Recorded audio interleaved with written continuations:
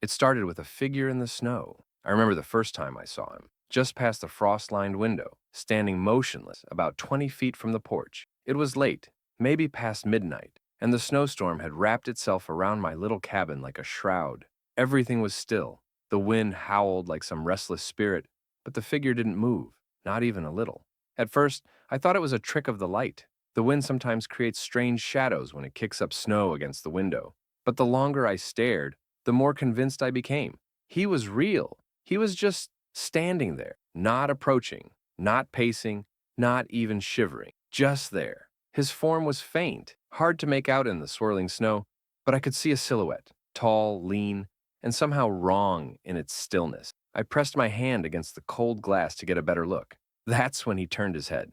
I stumbled back instinctively. I couldn't see his face, but I swear he had turned toward me. The moment felt far too intimate, like I had interrupted something, or worse, like he had been waiting for me to notice him. I didn't sleep that night. The next morning, I put on my coat and boots and went out to check the yard. Nothing. No footprint. No signs anyone had been there. I circled the whole house. The snow was pristine, untouched, just as it had been the day before. I told myself I must have dreamed it. Maybe I'd fallen asleep in the chair without realizing. My mind played tricks on me, but I couldn't shake the feeling of being watched. Every window seemed to hold a shadow just a little too long. Every gust of wind sounded like distant footsteps. That night, I kept all the lights on. I sat in the kitchen with a cup of coffee and the radio on. I wasn't going to let my imagination get the better of me. But when I looked out the window again, he was back, closer than I froze, the mug shaking in my hand. He was maybe 10 feet from the porch now. His posture was identical, stiff and straight, but there was something different. It looked like his arms were longer now. His shoulders seemed broader, unnatural, like his body didn't quite fit right. I stared at him for what felt like hours. He never moved, never blinked, just stood there. The next morning, again, no footprints. Not a single mark in the snow. I started losing time after that. I'd wake up with the fire burned out and the door unlocked. I'd find objects moved, chairs slightly out of place, cabinet doors ajar. Once, I found muddy snow tracked inside, but only leading in. No exit prints. I don't know how I slept through any of it. I called the nearest ranger outpost, but the roads were shut down from the storm. Stay inside and conserve power. We'll check in when the weather clears. But the weather never cleared. The snow kept coming, thicker, colder, meaner. Days blurred into nights. My generator began sputtering. I rationed food. I barely slept, and he kept coming closer. One night I woke to the sound of something tapping on the window. Not gently either. It was deliberate, like fingers. I lay in bed staring at the ceiling, paralyzed by fear. It continued for several minutes. Tap, tap, tap. When I finally gathered the courage to look, I nearly screamed. His face was pressed to the glass, except it wasn't a face. Not really. It was pale and smooth, like ice stretched over bone. No eyes, no mouth, just a vague impression of what a face might be. Frost bloomed from the glass around him, crackling like spider webs. He tilted his head slightly like he was studying me. I stumbled backward and hit the floor. When I looked up again, he was gone, but the frost remained. The following night, he was standing on the porch. No space now, no yard, no distance, just inches between him and the door. I didn't know what to do. I sat in the living room with a knife in my shaking hand and stared at the front door all night. I kept expecting him to knock, but he didn't. He didn't have to. That morning, I found the door wide open. Snow had blown. My boots were missing, and in their place, footprints, leading from the doorway to the center of the room, but not out again. I ran through the cabin like a madman, opening every door, every closet, every cabinet. Nothing. No one. But the footprints were real. Heavy, soaked prints that stopped in the middle of my living room. Something was inside now. I started hearing things, soft breaths in the hallway, distant whispers echoing the walls. At one point, I thought I saw him reflected in the bathroom mirror, even though the frost spread inside next. First the windows, then the walls. Ice crept across the floor, under doors, into the kitchen drawers. The cabin's temperature plummeted even though the fire roared constantly. I wrapped myself in blankets, but it didn't help. The cold was inside me. I don't know how many days passed. I stopped marking them. I stopped trying to eat. I started having dreams, visions. I saw the figure in the snowstorm, always watching. Sometimes there were others with him. Rows of figures motionless in the storm, buried waist-deep in snow, their pale faces peeking through the blizzard. They were waiting for me. In one dream, or maybe it was real, I followed him into the woods. The snow was deep, but I didn't feel cold anymore. I walked for hours until I came to a clearing. There were dozens of frozen men and women standing in a circle, all facing inward, all silent. At the center was myself, frozen in ice, eyes open, face pale and lifeless. I woke screaming, or maybe I never woke up. I don't know what day it is now. I don't know what's real anymore, but I still see him. He's inside now. He doesn't hide anymore. Sometimes I see him standing at the end of the hallway, sometimes by the bed. Sometimes he sits at the table across from me while I pretend to eat. But the worst part is, I think I've stopped being afraid of him. I think he's part of me now. Or maybe I was always part of him. Maybe this place was never a cabin at all. Maybe it was a grave, and I've just been thawing, and the snow never ends. I should have trusted my gut the moment I pulled into the driveway. The snow was coming down in heavy sheets, and my wipers could barely keep up. As I turned into the property, it was an old house, some forgotten place tucked deep in the mountains, off-grid, isolated, no cell service, and definitely not part of my original travel plans. But when the blizzard hit, I needed shelter fast, and the place looked abandoned. No tracks, no lights, no signs of life. Just a two-story wooden house buried in snow and silence. The door was unlocked. That should have been my second warning. I remember stepping inside and hearing the door groan behind me like it hadn't been opened in years. The air was still, thick with dust and cold. My flashlight cut through layers of darkness, revealing furniture covered in sheets and walls yellowed with age. There was a strange pungence, something between rot and mildew, but I was too tired to care. I just needed warmth and a place to ride out the storm. I lit a fire in the stone hearth with some dry wood I found stacked by the wall. The flames breathed life into the room, but they didn't make it feel any less empty. If anything, the flickering light just deepened the shadows. That night, I slept on the couch near the fire. Or at least, I tried. I kept hearing sounds from upstairs, soft creaks like slow footsteps and faint scratching behind the walls. I told myself it was the wind or maybe rats, but my body didn't believe it. I stayed still under my blanket, trying to ignore the chills crawling up my spine. Then, the whispers started. At first, I thought they were part of a dream, but they grew clearer, gentle murmurs, just on the edge of comprehension. I couldn't tell what they were saying, only that it was multiple voices, overlapping, tangled, like a conversation spoken in reverse. I sat up, heart pounding, and scanned the room. Empty. But the whispers didn't stop. They were coming from upstairs. I should have left right then. I should have run back into the storm, cold be damned. But curiosity is a funny thing. It makes you forget survival. It makes you stupid. The next morning, I ventured upstairs. The second floor was colder. The floorboards sagged under my weight, groaning with every step. There were 3 bedrooms. 2 of them were completely empty, but the third wasn't. It looked lived in. The bed was made. The dresser was clean. There was even a cracked picture frame on the nightstand. A family photo, faded and water damaged. A man, a woman, and 2 children, all smiling, all frozen in time, and all staring directly into the camera, too directly, like they were looking at me. There were scratch marks on the inside of the bedroom door, long ones, deep, like something had clawed from the inside trying to get out. I left the room and closed the door behind me. That evening, the whispers came again, only this time they were closer. I sat by the fire, holding a poker in my hand, eyes fixed on the stairs. I swear I saw shadows moving at the top step, quick skittering shapes that vanished when I blinked. The fire flickered violently like something had passed in front of it, and then I heard the bedroom door upstairs slam shut. I didn't sleep that night. The next morning, I found the family photo sitting on the floor near the fireplace. I hadn't brought it downstairs. I searched the entire house again, desperate to find proof I wasn't going mad. That's when I found the attic door. It was hidden behind a crooked bookshelf. When I pulled it open, a cold rush of air slammed into me, colder than the storm outside. I climbed the narrow stairs, flashlight in hand, and immediately regretted it. The attic was filled with furniture and junk, but also something else. Dozens of candles had been arranged in a circle around the center of the room, melted and blackened. At the center was a child's doll, burnt, cracked, and covered in nails. Symbols were scrawled on the floorboards in ash and something darker, something that looked like dried blood. I backed out of the attic and didn't go back. That night, something knocked on the door. Not a gentle knock, not a desperate one. 3 slow, deliberate bangs. I didn't move. I didn't breathe. I just stared at the door as the handle turned, then stopped. It didn't open, but I knew somehow that whatever was on the other side wasn't gone. It was inside already. I started seeing them, the family from the photo. I'd catch glimpses of the children running down the hallway, giggling softly, their eyes empty and faces too still.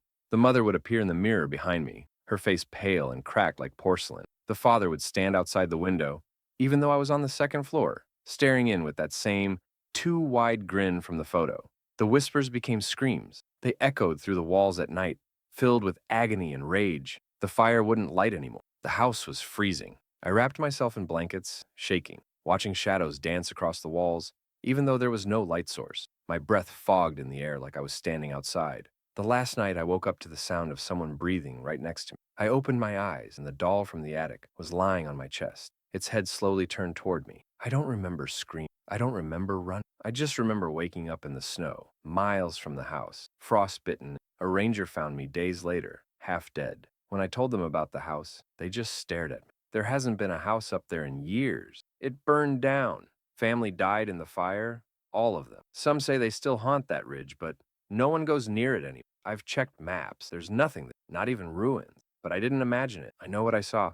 I still have the photo. And sometimes, when it's quiet, I swear I hear them whisper. Even now. Even here.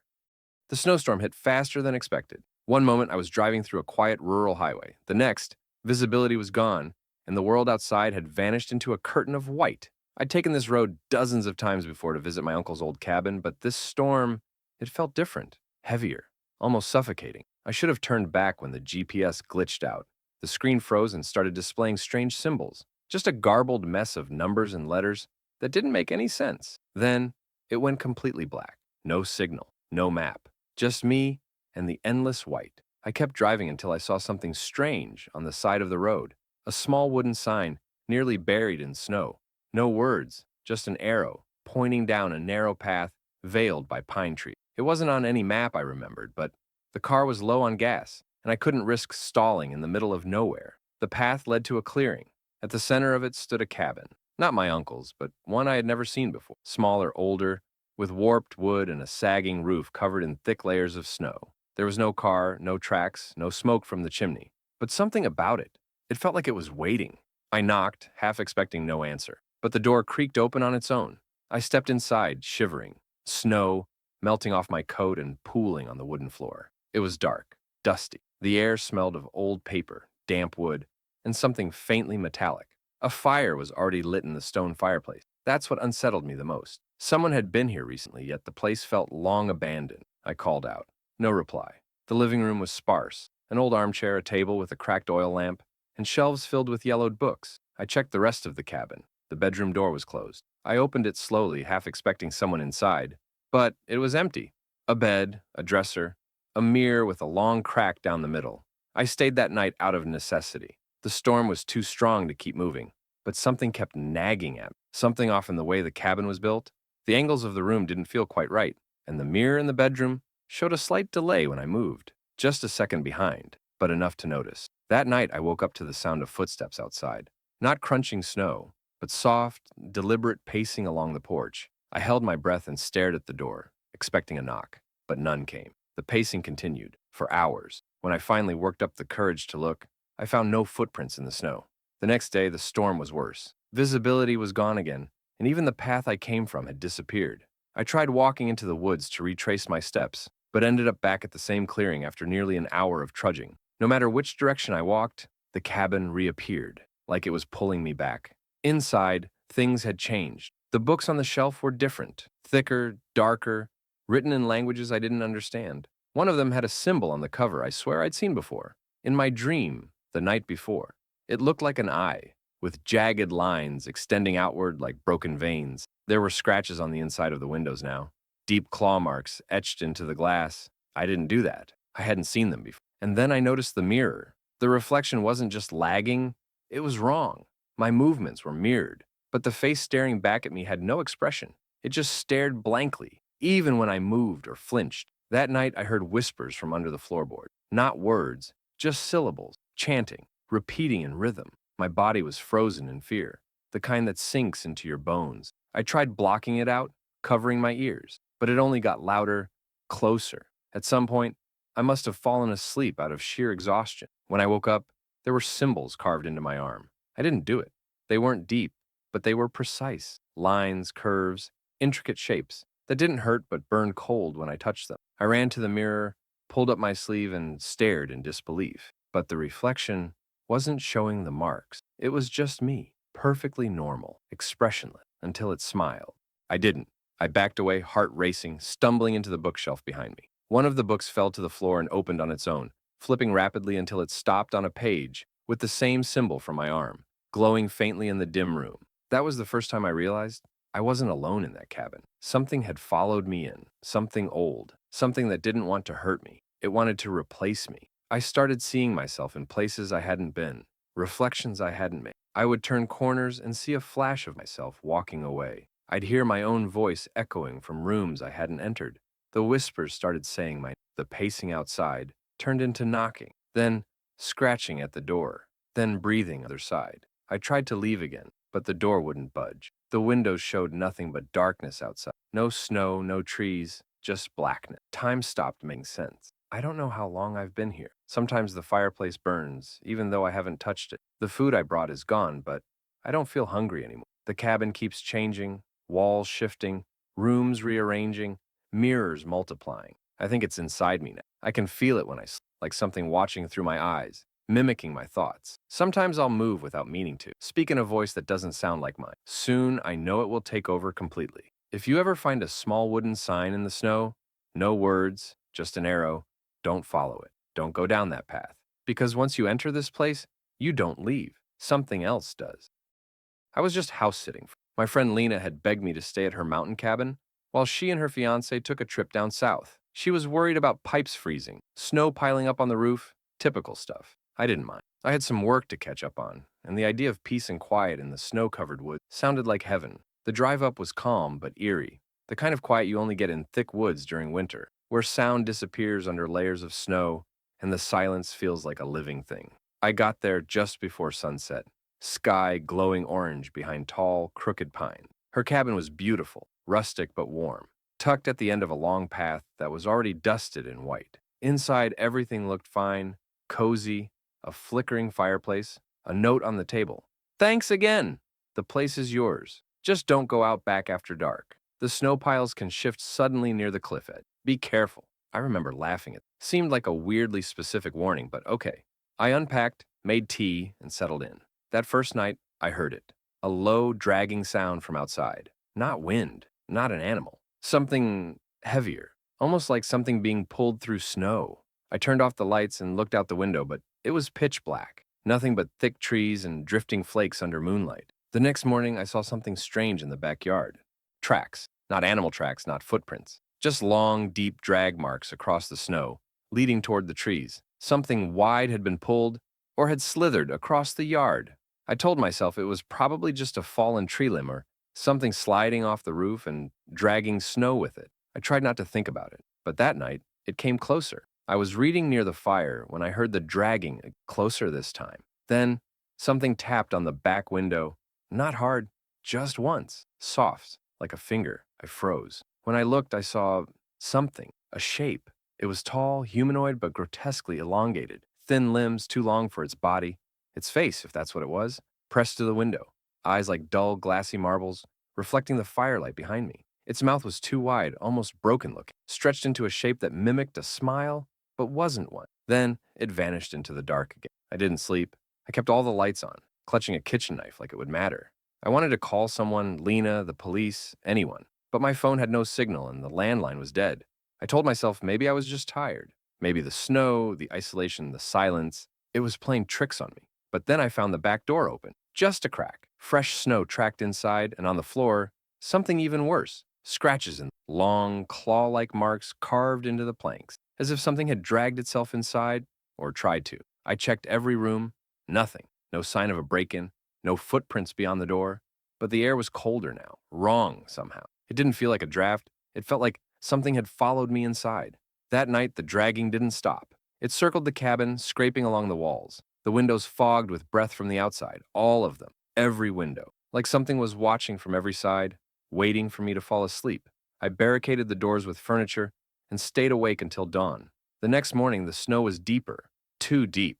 It was piled against the door, nearly 3 feet high, making it impossible to open without shoveling. But I hadn't heard any snowfall during the night.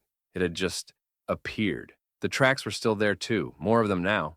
Dozens, all around the cabin, crisscrossing in chaotic, looping patterns. And all of them ended at the back porch. That day, I tried hiking back to the main road. I made it maybe a mile before the snow got so heavy I could barely see. Trees looked wrong. leaning at strange angles, shadows moving where there shouldn't be any movement at all. I heard footsteps behind me, slow, methodical, but every time I turned around, nothing. When I finally looked behind me again, I saw them. Multiple figures half hidden in the trees, still, watching. No movement except their breath fogging the cold air. I ran. I don't remember how I made it back to the cabin. I slammed the door shut, heart pounding. The dragging started again before I even caught my breath. This time, it came from the roof. Then the tapping started again.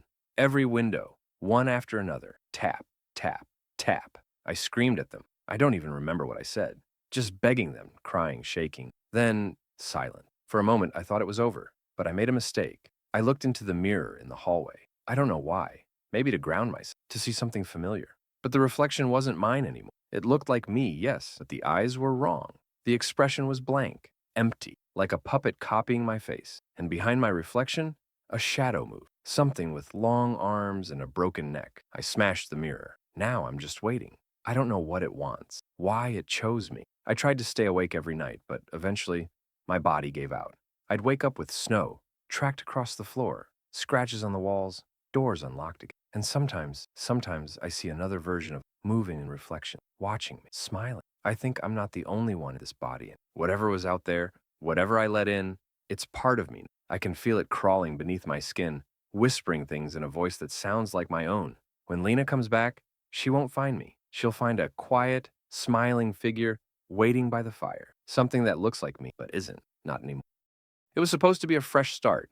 After everything that happened back home, I needed to disappear for a while. So when my cousin offered me her family's old cabin up north, free of charge, I jumped at it. I told myself I'd spend a few weeks away from the noise, let my head clear, maybe even write again. It had been years since I'd put pen to paper, but I brought a few old journals just in case. The cabin was beautiful in a faded, forgotten kind of way, perched on the edge of a frozen lake, buried in a snowfield where the tree line twisted into gnarled silhouettes. There was no cell service, no internet, no electricity, just a rusted old generator I had to kick 3 times before it coughed to life. On my second night, I heard it, a faint creaking from beneath the floorboard. At first, I thought it was just the settling of an old house in the cold, but it didn't sound random. It came in slow intervals, 2 creaks, then silent, then 3 creaks, then silence again, like footsteps, like something moving underneath the floor, one deliberate step at a time. I checked the crawl space the next morning. Nothing, just frozen dirt, tree roots, old animal bones maybe. But still, that night the same sound came again, closer now, creaks right beneath my bed. I tried not to panic, not to let my thoughts spiral. I blamed the wind, the wood expanding, but then I found the journal. It wasn't mine. It was tucked behind a loose board in the kitchen wall, wrapped in waxed cloth like someone had meant to hide it. I opened it, expecting maybe a recipe book or a guest log, but it was handwritten, shaky, desperate, no name, no date, just pages and pages of the same scrawled warnings. It hears through the walls. Do not answer the knock. If you look outside and it looks like someone you know, don't let it in. There were more. Dozens of descriptions of a thing that wore skin like clothing, a creature that mimicked voices, copied memories, waited for loneliness to root deep before replacing you completely. I should have left. I should have packed my bag and walked into town, even if it took all day in the snow. But instead, I stayed. I told myself it was just someone's paranoia, a ghost story scribbled by a shut-in with too much time. But the knocking started the next night. It came at exactly 3:12 a.m. 3 knocks, slow, deliberate, then silence. I didn't move. I didn't breathe. I just stared at the door, watching the frost on the window behind it. No shadow, no footsteps, nothing. Just the wind brushing snow off the roof.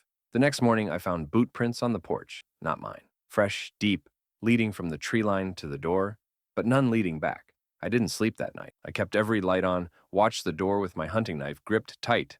The knocking came again, 3 slow taps, then a voice. It was my mother's voice, but my mother's been dead for 6 years. Sweetheart, please, I'm cold. Let me in. I didn't move, didn't respond.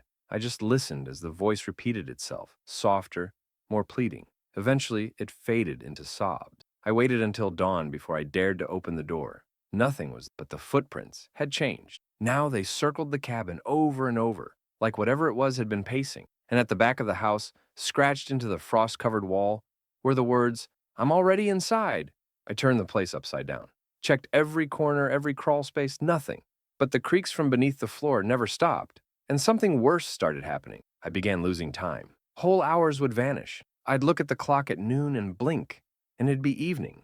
I'd find pages in my notebook that I hadn't written, lines that looked like my handwriting but weren't mine. I let it in.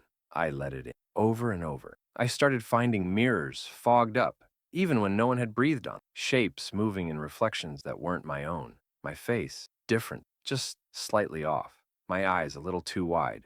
My smile lingering too long. The last straw was when I found the door open in the morning.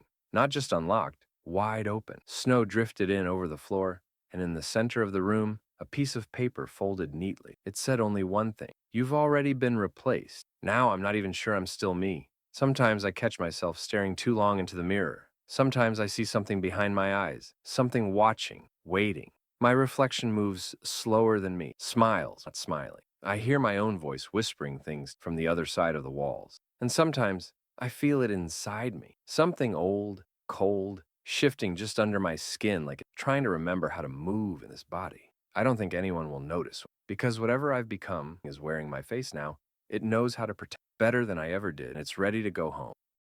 I never liked the snow. Even as a kid, while everyone else begged for snow days and built forts, I always hated the way it muted the world, like everything was holding its breath, like sound couldn't travel through it the way it should. It made everything feel too quiet, too still, like something was watching from just behind the curtain of falling flakes. So when my sister died last December, and I was offered time off from work, I knew exactly where I didn't want to be: alone in the middle of nowhere.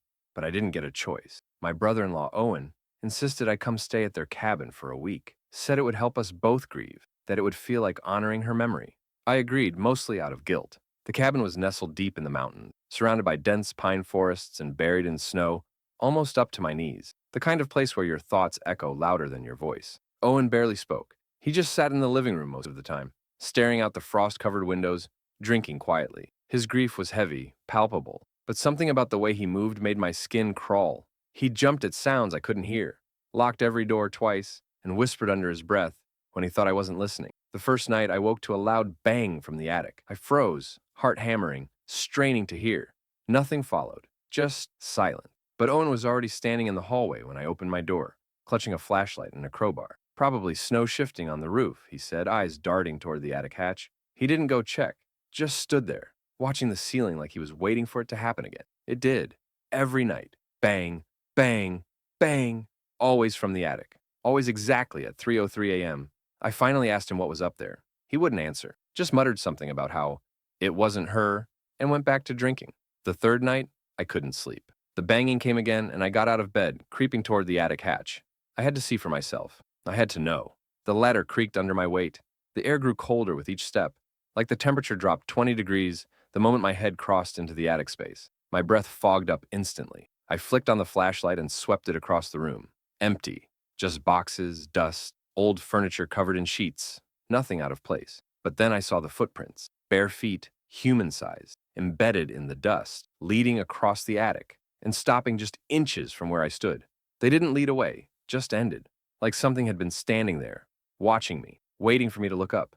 I did, and for a split second, just one, I saw her face, my sister, hanging upside down from the beams above me, eyes open, mouth slack, face pale and unmoving. I screamed and tumbled back down the ladder. But when Owen came running, there was nothing up there, nothing but my footprints in the dust. He didn't even look surprised, just helped me to my feet and asked quietly, "Did she speak to you?" I didn't answer. I started noticing things after that. Little things, shadows that didn't belong, reflections in the windows that didn't match the room, cold spots that followed me through the cabin. One night I caught a glimpse of something in the mirror, something standing behind me just out of frame. Long limbs, hair that moved like it was underwater, a face that looked almost like hers, but not quite, not anymore. That night Owen broke down. "She's not gone," he whispered, tears streaming down his face. "She comes back when the snow falls. That's what this place does. It remembers the dead, and it brings them back wrong." He showed me his journal, pages filled with sketches, entries describing how her voice whispered to him at night, how she stood outside the cabin, knocking and crying, begging to be let in, how sometimes she got inside anyway. "She wants someone else now," he said, not looking at me. "She wants you." That was the night I heard her speak to me for the first time, from the attic. "Why did you leave me alone?" It was her voice, but hollow, stretched, like it was being pulled through ice. "Come back up here. Please, I'm so cold." I bolted the attic hatch shut and didn't sleep a second then. But the next morning it was open again, and in the snow outside the door, two sets of bare footprints. Owen was gone. No note, no bag, just vanished. The only thing left was a single page from his journal taped to the mirror. It's not her anymore. It never was. I don't know what to do now. I can't leave. The storm's buried the road and cut the power. The radio's dead. My phone won't even turn on. And every night the attic hatch opens again. She's waiting. And I'm starting to forget what her real voice sounded like. I'm starting to forget what my own voice sounds like, too. Sometimes I catch myself talking to her, and sometimes she talks back in a voice that sounds like mine, but colder, much colder. It started with the footprints. I'd only been at the ranger outpost for 2 days when I first noticed them. A single trail of footprints in the snow, weaving through the dense pine trees and leading straight toward the edge of the station. I was the only ranger posted there for them. Just me, a radio, and miles of white wilderness all around. No towns for hours. No roads that weren't buried under at least 3 feet of snow. I stared at the prints for a long time, wondering how someone had made it up here without a snowmobile or emergency call. They weren't wearing boots, just barefoot prints. Human. Too large to be a child, but not wide or heavy enough to be a man's. Just long and thin, like something had walked for miles, barefoot, in sub-zero weather. I followed them. They weaved between trees, up and down frozen slopes, before stopping, abruptly, in the middle of a clearing. No signs of a struggle. No prints leading away. Just a perfect trail ending in the center of the snowfield, like the person had vanished into thin air, or dropped straight into the... That night I couldn't sleep. The wind howled against the windows and the radio crackled with static, like it was trying to say something beneath the noise. I kept thinking about those prints, about the way they ended so unnaturally. Around 3 a.m., I heard knocking, software, measured, 5 taps, then silence. I thought it was the wind at first, but when I stepped into the hallway, I realized the sound was coming from the back door, the emergency exit that faced the tree line. 5 knocks again, this time louder. I grabbed my flashlight and opened the door in one sharp motion. Nothing, no one, just snow blowing hard in the wind and a new trail of footprints, bare, wet, and fresh, leading from the tree line to the door. But here's the thing. I'd shoveled that area clean earlier that evening. Whatever had knocked had done it within the last few minutes. I followed the prints again, not far this time. They stopped just a few feet into the forest. Again, just stopped, mid-step, as if the person vanished into the wind. That night, I locked every door and window, reinforced them with chairs and whatever heavy furniture I could move. Still, the knocking came back. 5 taps, always 5.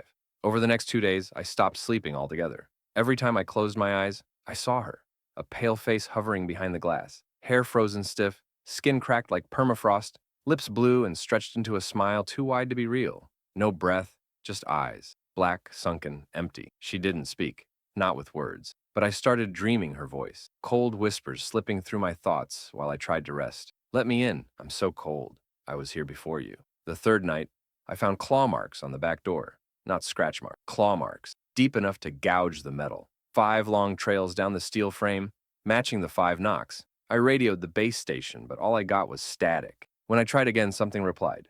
Not dispatch, something else. A voice came through, faint and crackling. Don't let her in. Then silence. After that, the knocking turned into pounding. Loud, furious, rhythmic pounding that shook the windows and rattled the doors. I could hear footsteps now, circling the station, pacing, dragging, always barefoot. I stopped looking out the windows.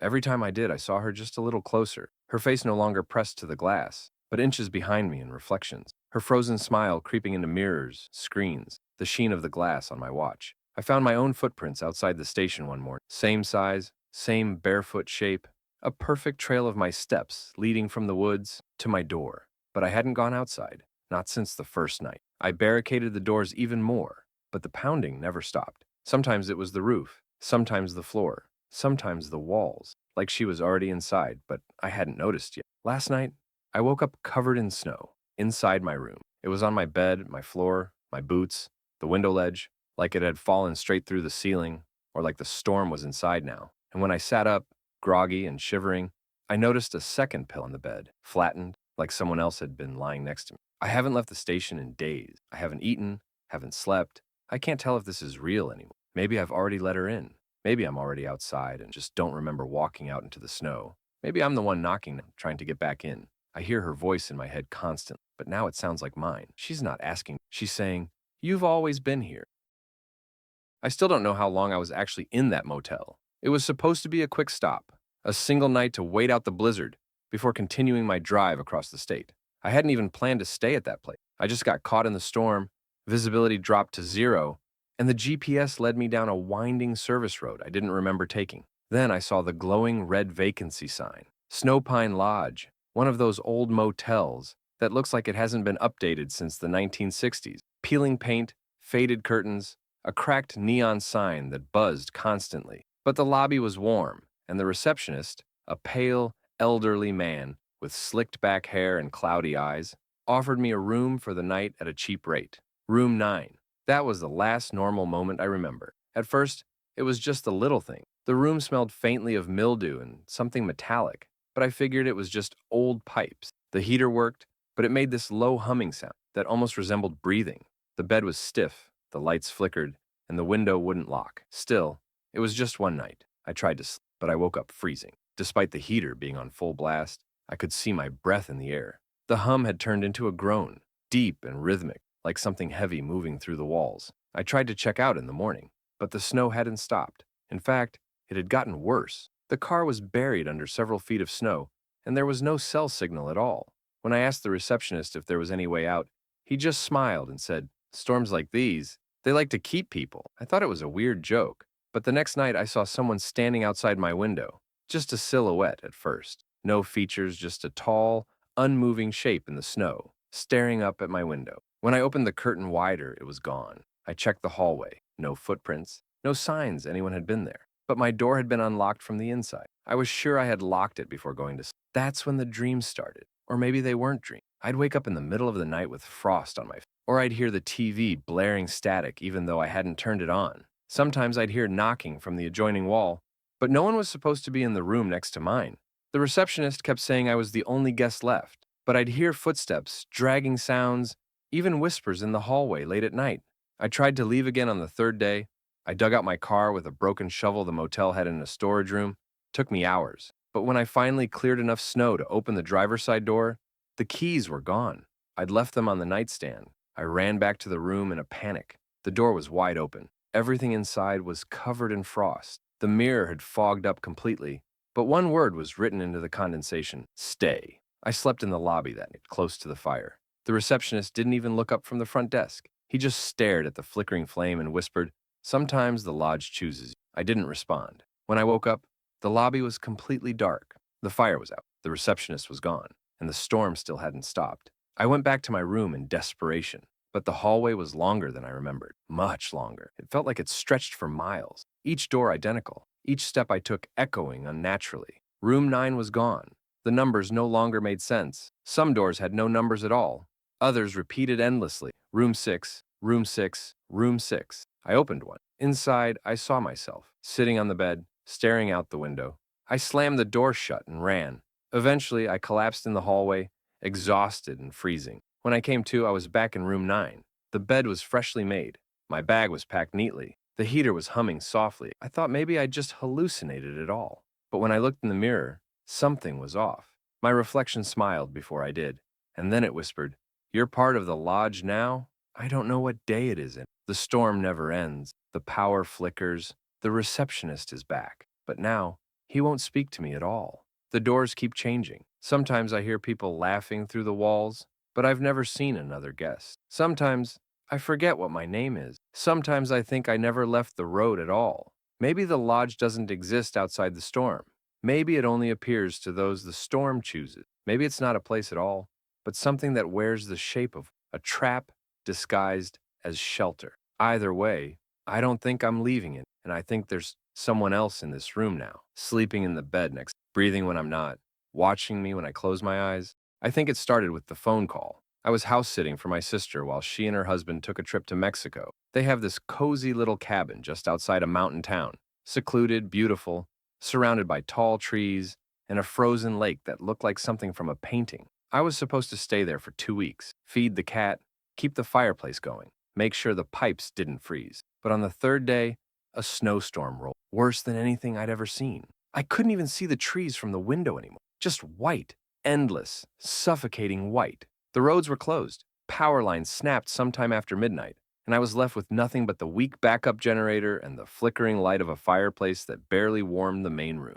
Then the landline rang. It was the only connection to the outside world, and it hadn't rung once since I'd arrived. I picked it up, expecting maybe a check-in call from my sister or a weather advisory, but there was just static, and then, faintly, breathing.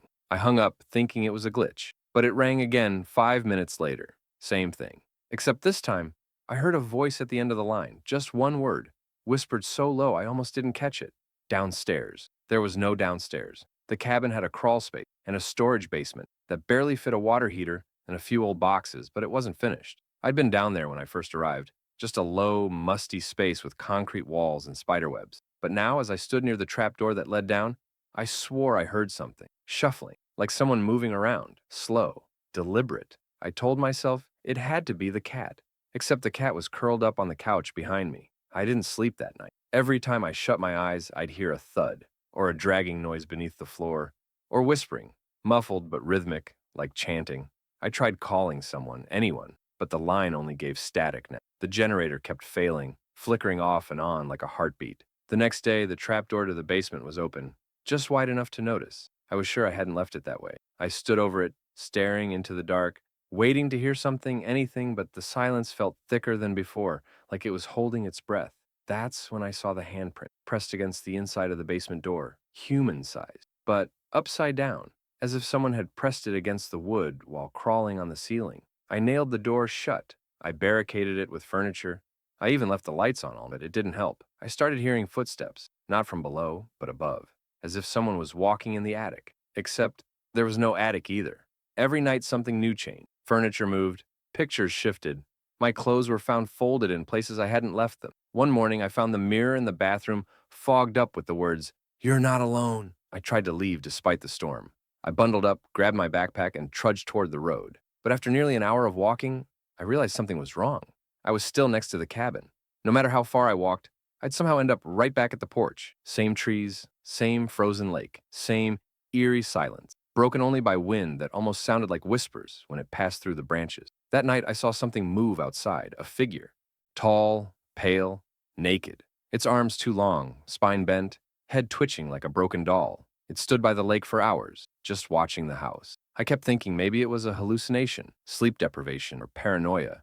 But it started getting closer each. First, by the trees, then at the window, then on the porch. One night I heard the front door creak open, but when I checked, it was still bolted. Nothing inside, except a trail of wet footprints leading up the stairs to the bedroom. That was the first time I saw it inside. Not fully, just a glimpse in the mirror as I turned around. But its face. It didn't have eyes, just smooth skin where they should have been, and a mouth stretched into a smile so wide it cracked. I ran. I don't remember grabbing the axe or smashing open the trapdoor, but I ended up in the basement. That's where I found it. The tunnel. It wasn't there before. Just a narrow opening in the far corner, leading into the earth, lined with rotting wood and scratch marks. Something had dug it out. Something living down there. I don't remember how long I spent in the tunnel. I just remember the walls getting narrower, the air colder, the chanting louder. When I finally clawed my way back to the surface, the snow had stopped. The sun was out. Clear sky. Silence. I walked to the road, found a snowplow driver. He stared at me like I'd come back from the dead. I'd been missing for 10 days. But when my sister came back, she swore she never left the country. She said I must have been hallucinating. There was no trip, no storm, no cabin isolation. And when I went back to the property with a sheriff, the tunnel was gone. The basement was just a crawl space again, but I still hear the phone ringing at night. Always that same whisper on the other end, downstairs. And sometimes, when I look in the mirror, my reflection still smiles before I do.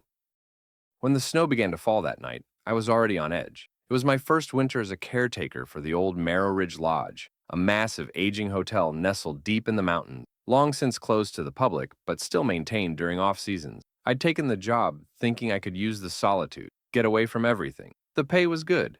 The isolation was even better.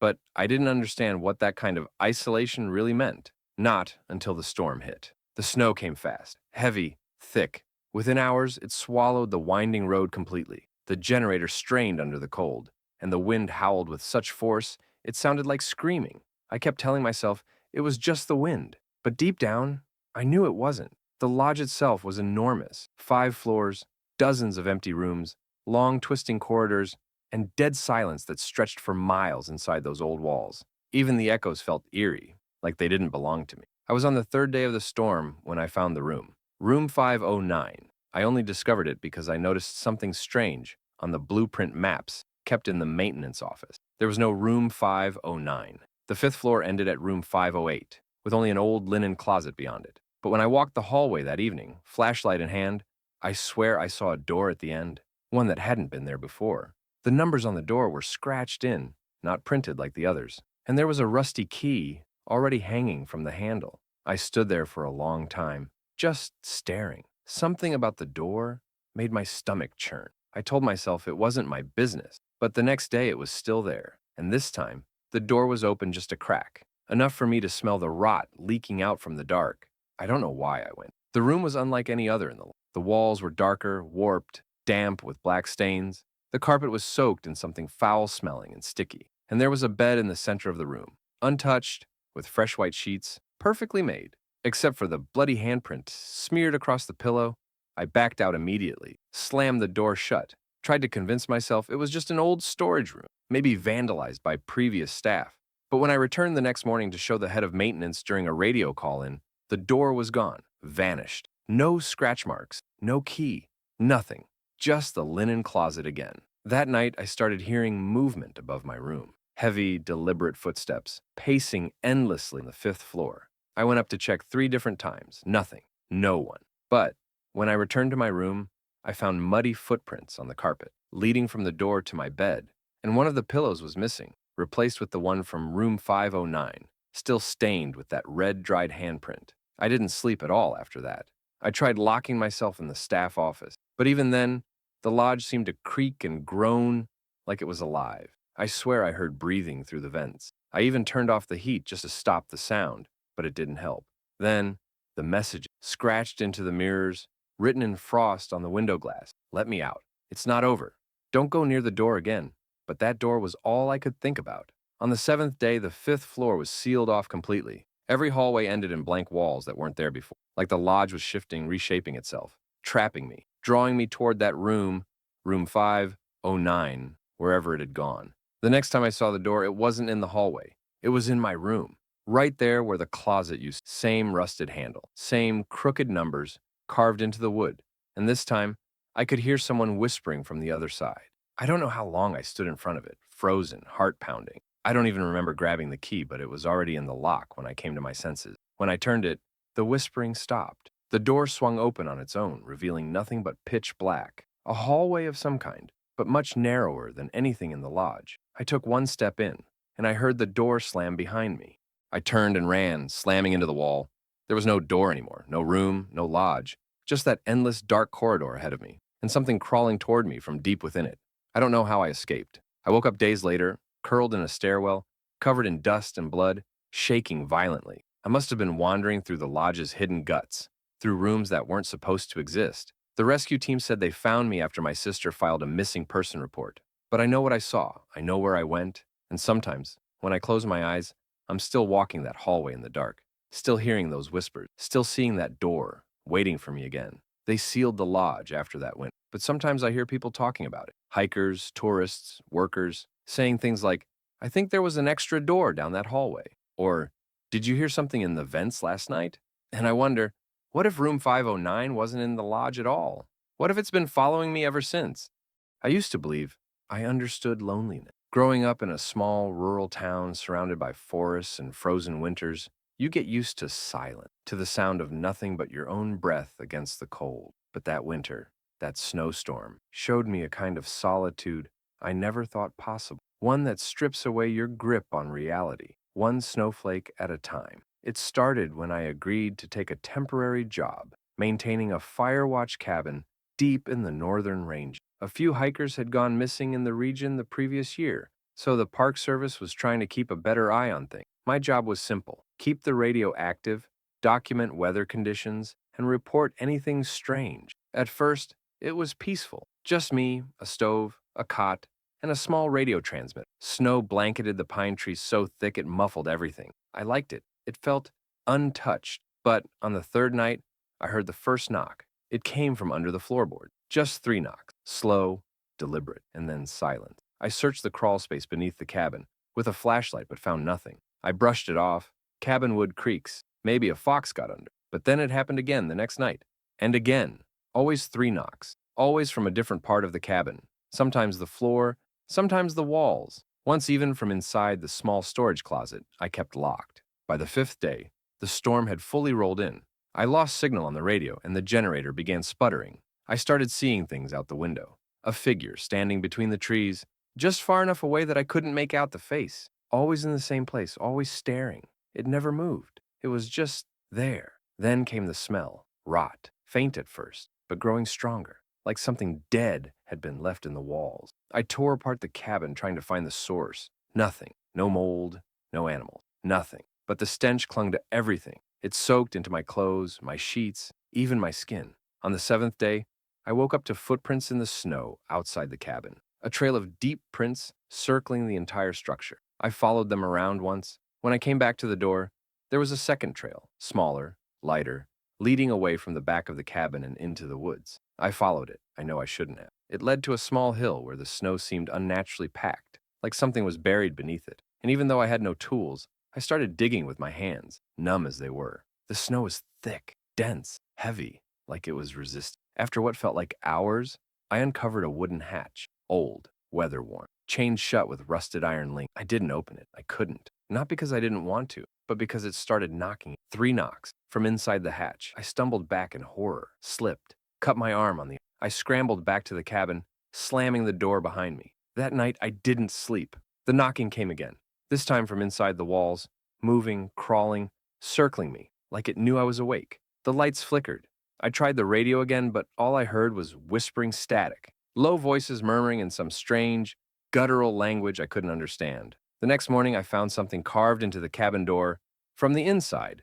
Don't open it. I hadn't written it. The next 2 days blurred, time dissolved. I stopped eating. I kept the stove burning, but the cold inside the cabin never left. It was like the snow itself had crept inside, numbing everything. And the smell? God, that awful smell. It only got worse. On the final day, the radio sparked to life. Static first, then a voice. A man's voice. Faint, garbled, like it was being pulled through water. Do not stay another night. They are under the snow. That's all it said. I packed what I could, wrapped myself in layers, and tried to leave. The storm had calmed a little by then, but the snow was waist deep. It took me 5 hours just to reach the ranger trail. When I looked back at the cabin one last time, I saw it again. That figure, now standing right in front of the door, watching me go. When the snow cleared, a recovery team went back to the cabin. They never found the hatch I described, but what they did find beneath the foundation made national news. Human remains, dozens, some ancient, some recent, bones, teeth, even scraps of old ranger uniforms dating back decades. No one had ever reported them missing, and none of them were marked in the official record. They never reopened the station after that. Sometimes I still wake up in the middle of the night and swear I hear knocking. Just 3 taps, always 3. I try to tell myself it's just in my head, but I've moved 6 times since then, and it still follows me. And every time it snows, it gets closer. It was supposed to be a short-term escape from the chaos of city life. I'd been going through a rough patch, job stress, a breakup, mounting bills, and my therapist suggested a reset. A friend of mine, Kevin, offered his family's winter cabin up north. Isolated, quiet, surrounded by mountains and deep forest, perfect for decompressing. I should have asked why no one in his family had used the place in years. The drive up was serene at first. Snow-covered roads, trees bent under fresh powder, crisp mountain air. But the last stretch was brutal. The storm rolled in faster than expected, and by the time I reached the cabin, visibility was nearly zero. It felt like the storm swallowed the road behind me. The cabin itself was beautiful, rustic, built from dark wood, creaky floorboards, old cast-iron stove, the kind of place that made you feel like time had stopped. But there was something off about it, not anything I could name, just a heaviness, like the place had been holding its breath for years. I unpacked, lit a fire, and tried to settle in. That first night was uneventful, just how I wanted it. But something woke me in the middle of the night, a sound I couldn't place at first. It wasn't the wind, it was deeper, almost like a low, distant humming. No, not humming. Chanting. It was faint, like it was coming from beneath the floorboard. I convinced myself it was just the wind moving through the old pipes. For the next night, it returned, louder this time, rhythmically pulsing through the walls, and something else joined it. A strange creaking in the attic, like someone or something was slowly pacing back and forth above me. I didn't even know the cabin had an attic. I found the trapdoor the next morning. It was hidden behind an old bookshelf sealed with three thick iron locks. Odd. Who seals an attic from the inside of a house like that? Curiosity got the better of me. I broke the locks and opened it. The smell hit me first. Old wood, dust, and something else. Something wrong, like meat left out in the cold too long. I climbed up with a flashlight. The attic was empty except for a single large wooden crate shoved into the far corner. It was carved with strange symbols, ancient-looking, weather-worn, and filled with dust. There was something inside. It moved when I touched the crate, a sudden thud, as though something was trying to shift or press against the inside walls. I stumbled back in shock. My flashlight flickered, and then I saw something that chilled me to the bone.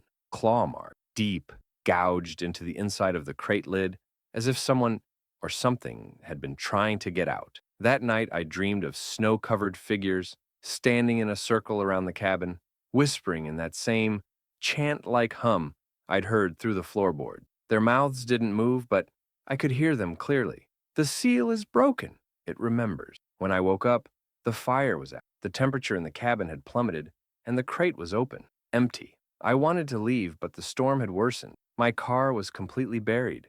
No signal, no way to call for help. I was trapped. And that's when the cabin began to change. Mirrors started frosting in strange shapes, not random patterns, but symbols, like the ones on the crate.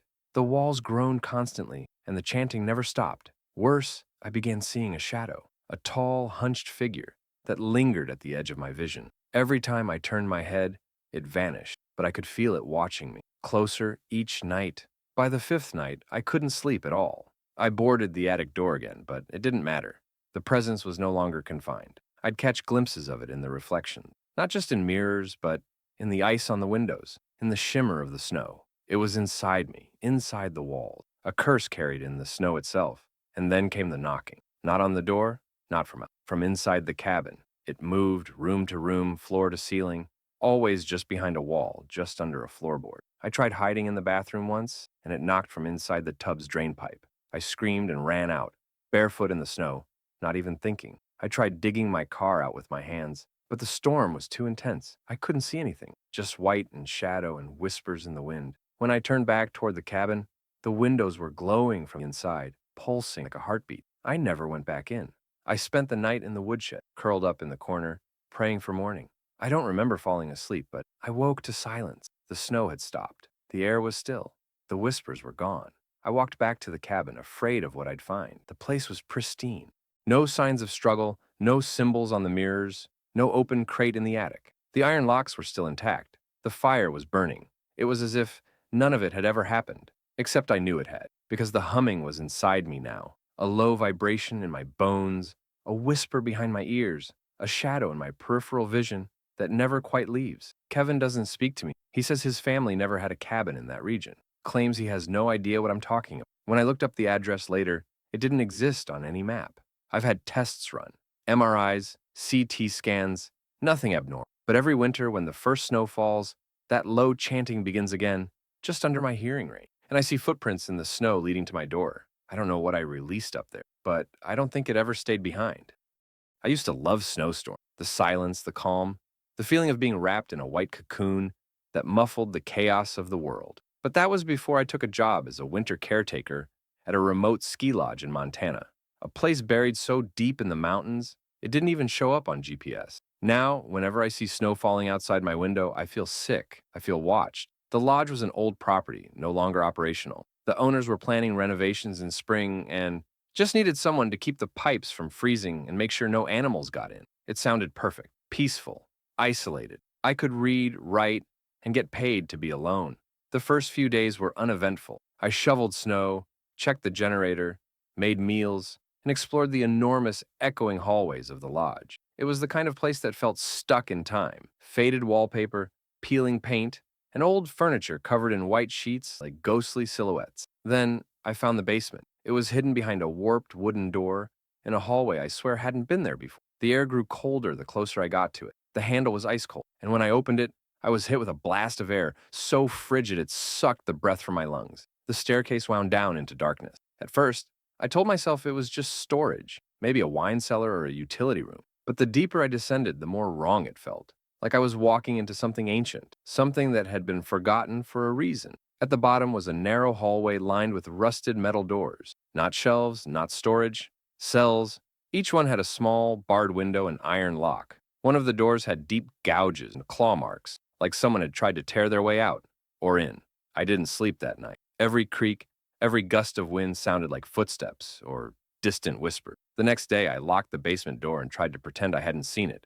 But things began to change. I'd hear footsteps in the halls. When I knew I was alone, the heavy lodge doors would open and slam shut on their own. Shadows moved across the far end of corridors, always vanishing when I approached. My reflection in the window would lag slightly behind, not quite in sync. And then the dream started. I saw snow-covered figures again and walking single file down the same basement steps I had. Their faces were blank, hollowed out. One night, I dreamed I was one of them, locked inside one of those cells, screaming silently as something shuffled past my door. I began finding strange objects around the lodge. A rusted key with teeth like fangs, a child's shoe with melted snow inside, an old ledger filled with names, hundreds of them, with the word "returned" stamped next to each one. My name was at the bottom. I tried to call for help, but the phone lines were dead. My truck wouldn't start. I was trapped by the snow, by whatever ancient thing beneath that place. One morning, I woke up to find a trail of wet footprints, leading from the basement door all the way to my bed. I was too afraid to open the door again, so I pushed a cabinet in front of it. But the footprints came back every night, more of them each time, circling my bed, lining the hallway outside my door. Something was coming closer. I started boarding up the lodge windows, but it was already too late. The snowstorm outside became a wall. Not natural snow, but something thick and gray and pulsating like it was alive. I couldn't see past it. No sky, no sun, just an endless curtain of unnatural snow, pressing against the windows like it wanted to break through. And eventually it did. The final night, I woke up to the sound of the basement door swinging open, slow and deliberate. I didn't even have time to move before the hallway lights began to flicker. The snow was inside now, pouring down the staircase like a living thing. I could hear the wind whispering in a language I didn't recognize. And in the center of it all, something stood there. A figure wrapped in frost and bone, with hollow sockets for eyes and frozen flesh clinging to its frame like brittle leather. It didn't walk toward me. It just stared, silently, as the room filled with snow. I don't remember what happened. I woke up in a hospital 3 days later. A group of snowmobilers found me in the woods, barefoot, half frozen, muttering nonsense. When they went back to the lodge, it wasn't there. No building, no road, just forest and snow, untouched. They thought I made it all up, some kind of breakdown. But I still have the ledger. It was clutched in my hand when they found me. And last week, another name appeared at the bottom of the page. Yours. I took the cabin rental on a whim. I had just finalized a brutal divorce, lost my job, and felt the weight of everything crashing down. A winter getaway in the middle of nowhere sounded like exactly what I needed. Quiet, solitude, snow. Just me and a few books, some whiskey, and the sound of wind against the windows. The listing made it seem quaint. A rustic cabin tucked deep in the woods near a frozen lake, perfect for reflection and peace. It failed to mention how isolated it really was. The nearest town was over an hour away, and the drive there felt endless, winding through trees that looked darker than any forest I'd seen before, like they absorbed the light rather than reflected it. The cabin was old but charming. Stone fireplace, wooden floors, a small kitchen, and a narrow staircase leading to a tiny loft bedroom. No Wi-Fi, no TV, just nature and silence. The first night was fine, cold, sure, but cozy enough once I got the fire going. But on the second night, I woke up at around 2:30 a.m. to a noise, a strange, soft tapping on the glass. I brushed it off as tree branches, but when I looked, there were no trees near the windows. I told myself it must have been ice cracking from the cold. But then it happened again. A slow, deliberate tap, tap, tap. When I got up to check the window, nothing was there. Just snow falling gently, blanketing the woods. But I saw something strange in the snow outside. Footprints leading from the tree line straight to the window. Deep, human-shaped prints, but only one set. No return trail.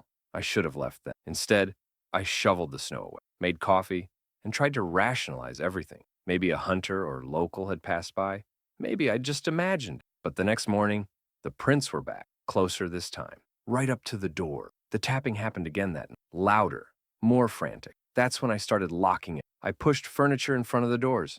I barely slept. The fourth day, I found something hanging from the front porch, a dead rabbit, gutted and frozen stiff, its insides arranged in some sort of spiral pattern on the snow. There were no animal tracks around it. Nothing. Just that horrific display and the familiar footprints again, circling the cabin now. I radioed the local ranger station, but the signal was weak and crackled. I didn't know if my message even got through.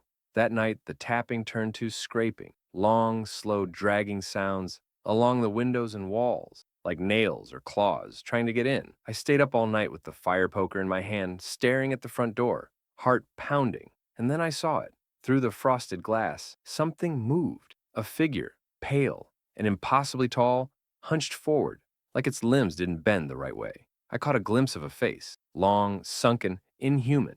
No eyes, just deep black holes. It didn't knock. It didn't speak. It just stood there in the snow, watching. The next morning, I packed everything, ready to leave. But the road was completely buried. I couldn't even tell where it started.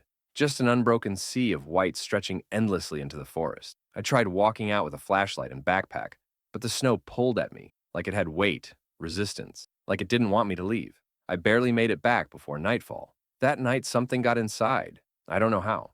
The doors were locked. The windows were unbroken. But when I woke up, there was snow on the floor, patches of it, melting in a trail that led from the door to my bed, and something had written on the mirror above the sink. 4 words, carved into the frost. You should not stay. I lost it. I tried smashing the mirror, burning my bed, screaming into the woods. But the only reply was the wind and faint laughter, distant and low, like something ancient buried beneath the ice. I haven't left the cabin since. I tried. I swear I tried. But every time I step into the woods, I end up right back at the door. Even if I walk for hours, the cabin won't let me go. It's been 2 weeks now, or 3. I've stopped keeping track. Every night the tapping returned. Every night the footprints multiply. And now I don't sleep anymore. Because if I close my eyes long enough, I hear something breathing right next to me. I'm writing this in case someone finds it. If you're reading this, don't come looking for it. Don't book any cabin near the frozen lake, because it's not a place, it's a trap. And once you're in, you don't leave. You just become part of the snow. I was never one to believe in curses or omens. I'm a practical person, an EMT with 10 years on the job, trained to assess, stabilize, and respond. But I can't explain what happened during that storm. Not logically, not scientifically. And I've tried. God knows I've tried. It started when we got a distress call from a remote farmhouse during a blizzard. A woman's voice, barely audible over static, kept repeating, "He's not breathing. Please hurry." Her voice was shaky, panicked, but there was something off. No name, no address, no details. Just a GPS ping deep in the countryside where no roads should have led. Dispatch said they couldn't get a clear fix, but the coordinates were consistent. My partner Kyle and I loaded up the rig and drove into the whiteout, following the route as best we could. The snow was suffocating, like it was swallowing the world 1 inch at a time. Visibility dropped to almost nothing. We finally reached a single-lane road flanked by massive pine trees, leading to a decrepit farmhouse surrounded by rusted fencing. The place looked abandoned, paint peeling, windows iced over, no lights inside. But as soon as we stepped out, we heard the creaking of a rocking chair on the porch. There was no one in it. I glanced at Kyle. He didn't say anything, just tightened his grip on the trauma bag. The front door was open. Not wide, but just enough to invite a draft, and something else. Inside, the air was colder than it was outside. No electricity, just flickering light from an oil lamp set on the floor near a stairwell. We followed the sound of shallow breathing. It led us to a room in the back where we found a man lying on a mattress, gaunt, pale, barely conscious. I knelt beside him to check vitals while Kyle radioed in. But something about the man's face unsettled me. His skin had a bluish hue, but not from the cold, more like frost growing from the inside out.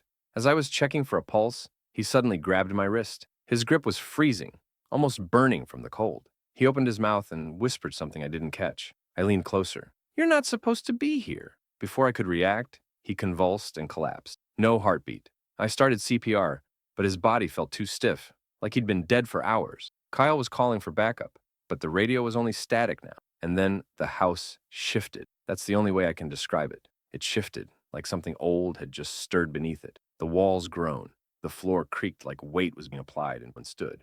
A door upstairs slammed shut, then opened again. We grabbed the man and carried him out on the stretcher. But as we stepped onto the porch, the rocking chair was moving again, faster now, like it was keeping pace with some invisible presence. That's when we saw the second set of footprints in the snow. Not ours, not the patient. They led around the side of the house and disappeared behind the barn. Kyle wanted to investigate, but every instinct in my body screamed to get out. We loaded the man into the ambulance and started back down the road, but the storm had grown worse. We were crawling through a wall of white, and then the road just vanished. The GPS froze. We were surrounded by forest, dense, unfamiliar trees that hadn't been there on the way in. I don't know how long we drove.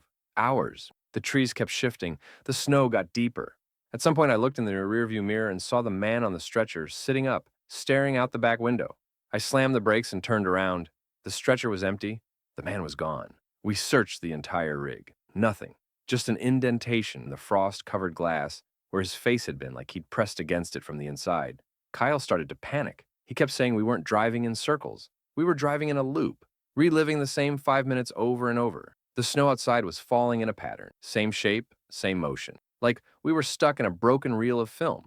That's when the radio came alive again. But it wasn't dispatch. It was the same woman's voice from before. "He's not breathing. Please hurry." Over and over. That was 2 days ago. Maybe 3. We still haven't found a way out. The roads keep looping. The storm won't end. And I think Kyle's starting to lose it. He keeps seeing the man in the mirrors, or outside the rig standing in the snow watching us. He says he hears whispers coming from the trauma bag. I want to believe this is hypothermia, trauma-induced delusion. But last night I found something written in the frost on the windshield. "You brought him back." I don't know what we picked up in that farmhouse, but it wasn't human. It's still with us. It never left the rig. And now I'm wondering if it ever needed help at all, or if it just needed a ride. It started with a favor. I had just moved to a remote cabin in upstate Vermont. My own little piece of solitude after years of city life wore me down. I wanted the isolation, the quiet, but isolation has a way of turning on you when it decides you've been alone long enough. A neighbor, Thomas, lived about half a mile through the woods. We'd met once, polite handshake, casual conversation about the weather. He was maybe in his late 60s, a bit odd, but friendly enough. When a snowstorm hit hard one evening, I wasn't surprised to hear a knock at my door. It was him, bundled in a thick parka, holding a red kerosene lantern. "My generator's out," he said. "No power, no heat, just need a place to wait out the worst of it." I let him in. Seemed like the neighborly thing to do. He didn't talk much once inside, just sat by the fireplace, watching the flames. Occasionally I'd glance at him, and he'd already be looking at me, his face flickering in the firelight. It felt uncomfortable, like I'd invited something older than a neighbor into my home. That night, the wind howled like a wounded animal. Windows rattled, and snow piled against the door. Around midnight, I heard creaking footsteps upstairs. I assumed Thomas had gone to use the guest bathroom, but I found him still seated by the fireplace, completely still, eyes open, watching the flames. I froze. "Did you go upstairs just now?" I asked. He didn't answer for a long time. Then he said, very softly, "I don't go upstairs. Not anymore." I forced a chuckle. "What do you mean?" His eyes didn't leave the fire. "You'll understand soon." That night, I barely slept. I kept hearing footsteps, soft murmurs in the walls, like whispering snow through old wood. I'd convinced myself it was the storm, only to hear it again, louder, closer. The next morning, Thomas was gone. I checked everywhere. No footprints outside, no sign of where he'd gone. It didn't make sense. He couldn't have walked through that blizzard without leaving a trace. I radioed for help, but the signal was weak, and the response was garbled. I waited the whole day hoping he'd return, but instead, I found something else. A small wooden box on my doorstep. It wasn't there when I checked earlier. Inside was a single object, a key, old, iron, heavy, and a note folded beneath it. "Don't open the door upstairs." There was no signature, but I knew it was from him. I hadn't even realized there was a door upstairs. The hallway was dim and narrow, and I hadn't fully explored that side of the house yet. Curiosity got the better of me. I climbed the creaking steps and found it. A plain wooden door at the end of the hallway. No knob, just a keyhole. I held the key in my palm, feeling the cold metal sting. I should have left it alone, but I turned it. The door opened with a sigh, like something had been holding its breath for years. Inside was a small attic room, untouched, yet unnaturally cold. Dust layered every surface, but there were no windows, no draft, just a chair in the center and a mirror. But the mirror didn't reflect me. I mean, it showed a person, but it wasn't me, not entirely. The face was wrong, pale, hollow, like I was looking at something that wore my skin, but had never learned how to live in it. Then it smiled. I slammed the door shut and locked it again. I shoved a dresser in front of it. I wanted to pretend it hadn't happened. But every night since then, I hear footsteps upstairs again. And now, the mirror's not in the attic anymore. It's in my bedroom. I didn't bring it there, I swear. I woke up this morning, and there it was, leaning against the wall across from my bed, covered in frost. I try not to look into it, but every time I catch a glimpse, the reflection looks worse. My skin is graying. My eyes are darker. My smile is a little too wide. It's not a reflection anymore. It's a progress. Something's replacing me. Slowly, it mimics me better every day. Last night I caught it smiling when I wasn't. I smashed the mirror to glass everywhere. I thought I'd won. But when I came back from chopping firewood this evening, it was whole again, waiting in the same spot. There was a note taped to it. You shouldn't have opened the door. I think Thomas knew. I think that's why he disappeared, and now it's my turn. I can feel it watching. My reflection in the mirror isn't moving any. It's just standing, smiling, motionless. I wonder when it'll speak, or worse, when I'll stop. There's a point during a snowstorm where the world outside stops looking real. Everything becomes white, soft, silent, like the earth itself has gone to sleep. I always loved that quiet, the way it muffled all sound, like you were inside a dream. But dreams can turn into nightmares, especially when you're the only one awake. I had taken a winter caretaker job at an old resort lodge deep in the mountains of Montana. It was closed for the season, no guests, just me, and 100 empty rooms blanketed in silence. My job was simple: keep the generator running, ensure the pipes didn't freeze, and check in weekly with the owners by radio. The first couple of weeks were peaceful. I explored every hallway, made myself comfortable in one of the guest suites, and got used to the howling wind outside. But by the third week, something began to feel off. It started with the floorboards creaking at night, heavy, deliberate steps in the hallway outside my door. I thought it was just the building settling, old wood groaning under the pressure of wind and snow. But the steps always stopped right outside my door, then nothing. Not even the sound of retreating footsteps. One night, I decided to swing the door open mid-step. Nothing. The hallway was empty. That should have eased my nerves, but instead, it made things worse. Because one morning, I found boot prints in the snow just outside the back entrance. I knew they weren't mine. Too wide, too deep, and heading toward the lodge, not away. I checked the security cameras. Most were frozen or snowed over, but one flickering feed from the service hallway caught my eye. It showed someone walking past the door around 3 a.m., a tall, slow-moving figure, dressed in a tattered coat. Their head was down, no face visible, and they never came back through. I searched the entire lodge, every storage room, every closet, every maintenance tunnel. Nothing. But I started locking my door at night after that. One evening, while doing a perimeter check, I noticed something odd in the snow-covered garden courtyard, a small mound that hadn't been there before. I approached and realized it wasn't a mound. It was a grave. Someone had dug into the frozen earth and covered it back up with snow. I grabbed a shovel from the shed and started digging, my breath fogging the cold air, hands trembling not from the cold, but from the dread sinking into my chest. About 2 feet down, I hit wood. It was an old, handmade coffin, cracked and damp from the soil. My heart was pounding so hard, I could hear it in my ears as I pried it open. Inside was a body, but it wasn't old. It looked exactly like me. Same coat, same boots, same watch on the wrist. I stumbled back and nearly dropped the flashlight. My mind refused to understand what I was seeing. How could this be? I was looking at my own face, pale and lifeless, half frozen in a twisted expression of fear. I ran. I didn't even cover the hole. I locked myself in my room and didn't sleep that night. The generator flickered once around midnight, and in that moment of blackout, I swear I saw something in the window. My own reflection, except it was smiling. I tried to call the owners on the radio the next morning. Static. I tried the backup. Same result. That night, the footsteps returned, louder, closer, and this time, they didn't stop at my door. I heard the handle twist slowly. I screamed, shoved a chair under the knob, and backed into the corner with a fire poker. But the door never opened, just silent. And then, a whisper, right outside the door. You were buried. You were buried for a reason. I don't remember falling asleep. I woke up to find a second set of footprints in my room, leading up to my bed and back out again. The chair was still wedged under the door, untouched. I don't know who or what dug that grave, but every day since then, I've noticed changes. My face in the mirror, it looks more tired, more hollow, like something is rotting beneath my skin, like I'm becoming the thing I saw in that coffin. And now, the whispers never stop. I hear them in the walls, in the vents, beneath the floorboard. They say the same thing over and over. One of you has to go back in the ground. I think I've figured it out now. Maybe I was never supposed to survive the storm. Maybe I was and something else took. Or maybe I really did die out and I just haven't accepted it. But something's coming back to feel it in my bone. And I think it's coming to correct. When I agreed to help my friend Ian renovate his newly bought cabin, I thought it would be a peaceful winter escape.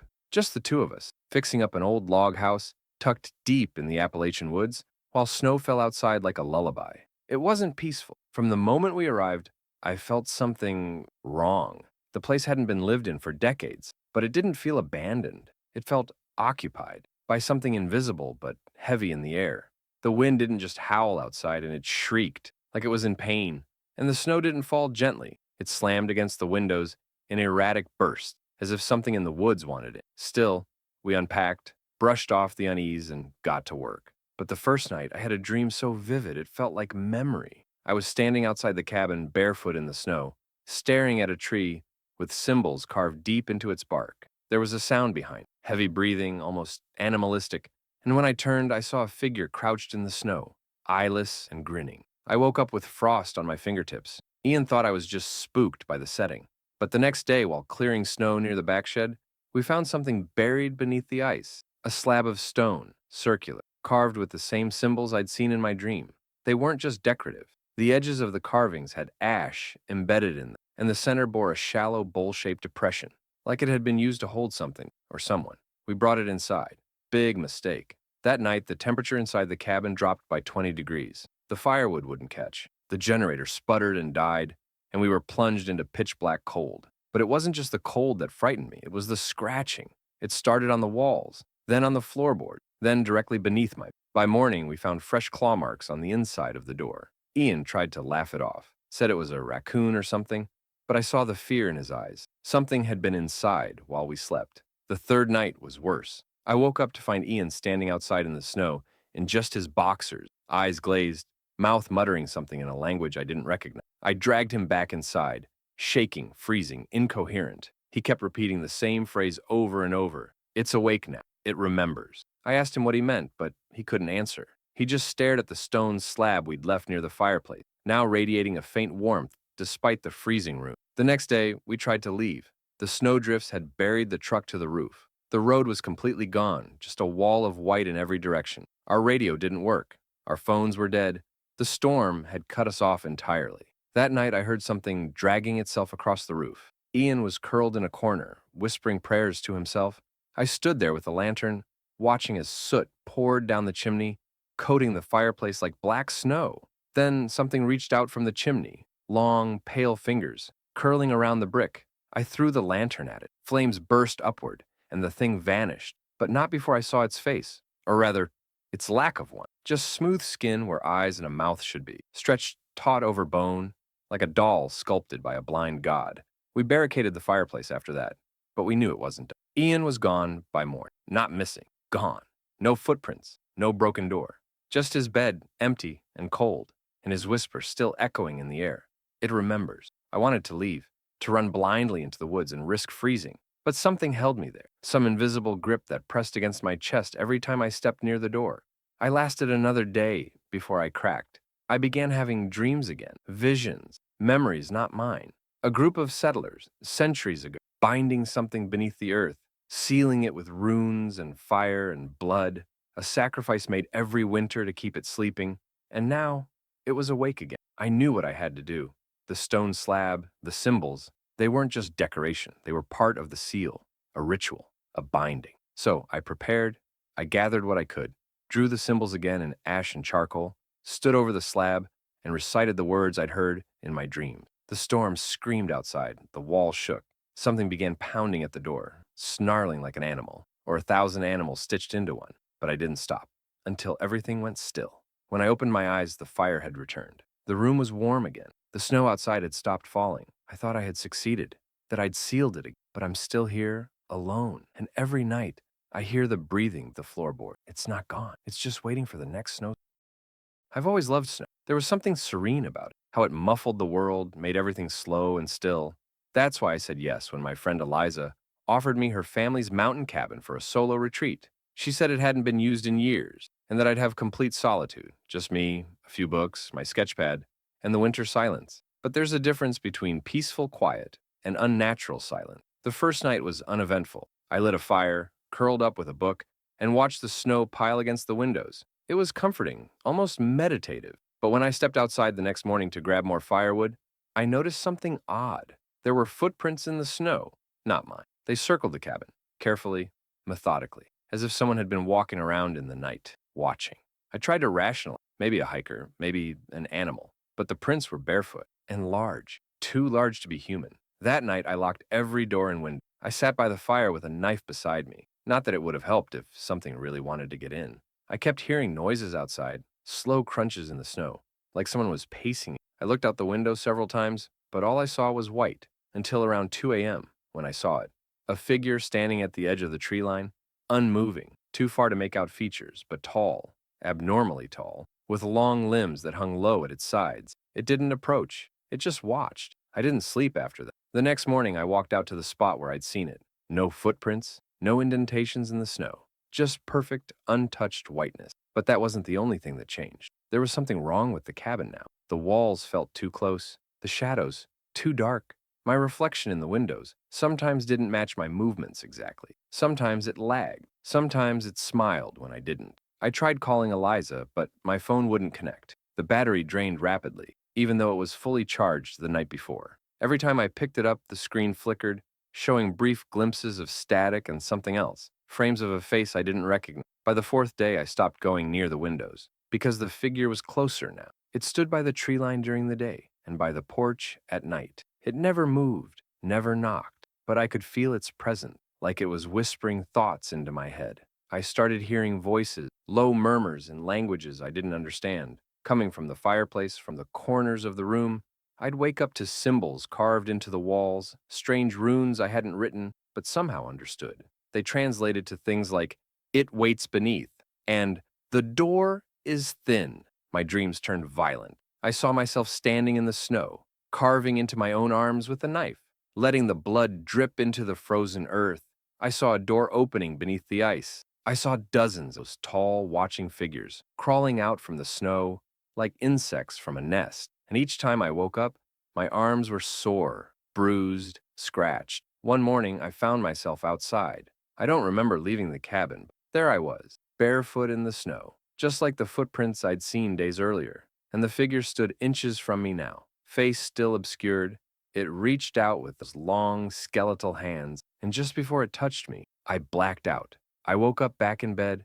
The door was still locked, but the figure was inside now. I don't mean I saw it physically, it wasn't standing in the corner, but it was in the air, in the way the fire flickered, in the way the floor creaked under invisible steps. I felt it behind, always. I tried to leave the next day, but no matter which direction I walked, I ended up back at the cabin. I walked straight for an hour, only to find myself at the back porch, my footprints gone behind me. It was like the woods were rearranging, keeping me contained, a trap of snow and silence. I don't know how many days I've been here. Time is strange. The sun doesn't rise the way it should. Sometimes it's day for 10 minutes. Sometimes the moon hangs overhead for hours. The figure stands in the hallway now, closer. Sometimes I hear it whisper my name, but no mouth ever moves. Just that smooth, pale mask of a face. I've started to believe the cabin isn't a place. It's a threshold, a door between the world we know and something older, colder, and hungrier. I don't think I'm going to make it out, but I've been carving the symbols again, hoping to seal whatever it is back beneath the snow. My hands are numb. My breath fogs in the cabin now, even with a fire. The storm outside never ends, and the figure is watching. It's waiting for the next person who loves snow as much as I once did. Don't go to the mountains alone in winter, because it waits beneath, always. I had never seen snow fall so heavily in my life. It was the kind of storm that swallows everything, the sky, the trees, even the sound of your own thoughts. The roads disappeared under layers of white, and the wind howled through the pines like some ancient wounded animal. I wasn't supposed to be there. My cousin Julia owned a small, forgotten motel, nestled in the middle of nowhere. 5 rooms, creaky floors, and a flickering neon sign that barely worked even on a good day. She had asked me to house sit for a week while she went to visit her mother in Florida. The snowstorm wasn't expected to hit until days later, and I figured I'd be out before it rolled in. But storms don't care about plans. It started on my 3rd day there. First, just a soft dusting on the windows, then a steady, suffocating downpour. By the 4th day, I couldn't see more than 5 feet past the front porch. I was stuck. I tried calling Julia, but the landline was dead.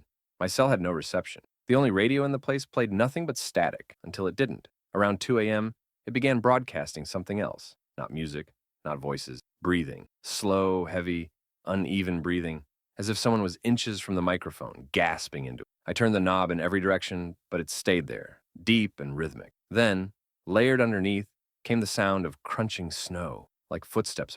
I unplugged the radio. It kept playing. I left it in the sink and ran water over it. It sparked and died. That should have been the end of it. But later that night, I heard something outside. Not just the wind, something deliberate, something pacing. I peeked through the frosted glass of the lobby window and saw what looked like a person, but not quite. It stood by the motel sign, a tall, narrow figure, draped in what looked like soaked, tattered clothes. Its head was tilted at an unnatural angle, like it had been broken and never fixed. It didn't move, just stood, half obscured by the swirling snow.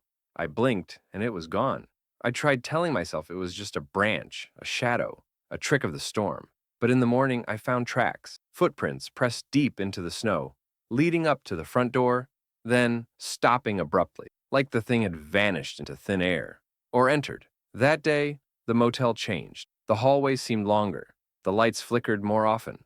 The mirror in the lobby distorted my reflection ever so slightly, stretching it, warping my face into something gaunt and unfamiliar. In room 3, I found wet footprints on the carpet. I hadn't gone into room 3.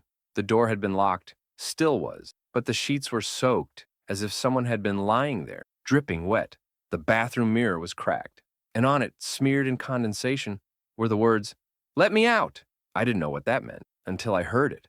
The knocking. It started around midnight, soft taps on the lobby door, then heavier pounding, then scratching. But whenever I looked, there was nothing outside, just snow. But the sound came from inside the next night.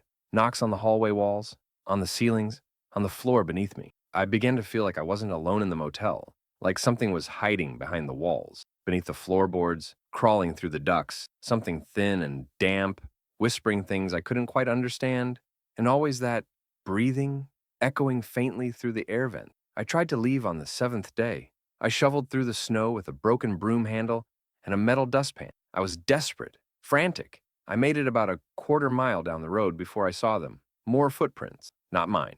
Hundreds of them, all circling back to the motel, as if something had walked in endless loops, wearing a path into the snow.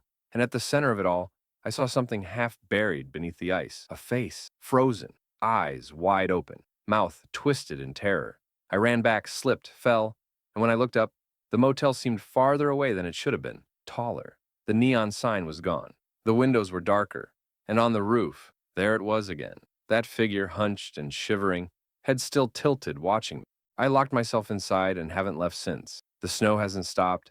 It's not just a storm anymore. It's a trap, a living thing. It wants me to stay, to rot inside this old motel and become one more lost soul buried under the snowdrifts. Sometimes I hear the old radio playing again, even though I destroyed it. And sometimes I see water dripping from the ceiling, even though the pipes are dry. Room 3's door opens by itself now. And last night I heard someone breathing in my bed. I think Julia knew. I found a note tucked behind the reception desk. It said, "If it starts snowing early, don't stay. It won't let you leave. It never does. I think I'm the last guest this motel will ever have. And I'm not sure I'll ever check out. Not really, because once the snow takes you, you become part of the storm, forever."